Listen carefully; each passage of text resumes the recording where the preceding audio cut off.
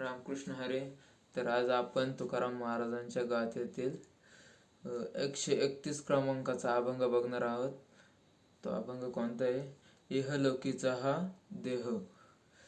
तर या अभंगाचा अर्थ आपण एकदम सोप्या भाषेत बघणार आहोत. तर चला अभंगाला सुरुवात करूया.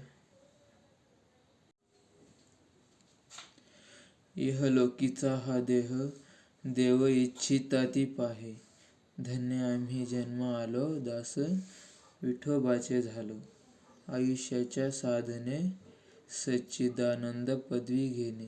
तुका म्हणे पावटणी करू स्वर्गाची निशाणी. तर बघा या अभंगाचा आपण अर्थ बघूया.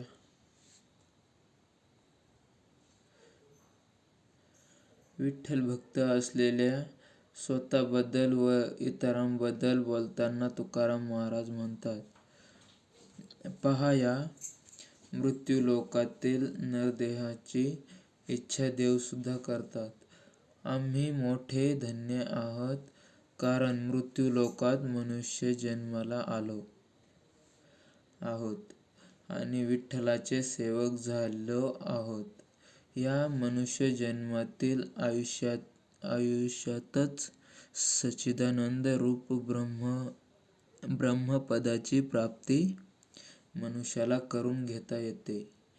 आम्ही स्वर्गाची पायरी करून पुढे मोक्षपदाला चढून जाऊ, असे आमचे या विठ्ठल भक्तीमुळे भाग्य आहे. तर बघा खूप छान प्रकारे इथं अर्थ सांगितलेला आहे. तर भेटूया पुढच्या अभंगात.